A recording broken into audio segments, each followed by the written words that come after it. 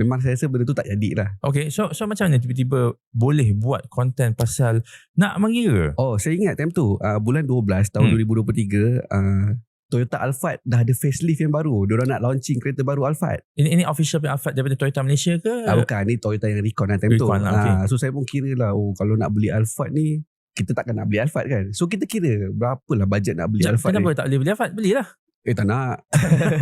Tapi tolong kirakan tu orang lah. Saya tolong kirakan. Sebab sebelum tu saya ada tengok video. Orang tu kata, okay, untuk kita beli kereta ni, ini minimum gaji yang kau layak untuk beli kereta ni.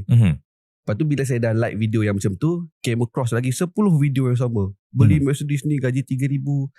Maknanya yang Alphard tu ada traction lah. Ada traction.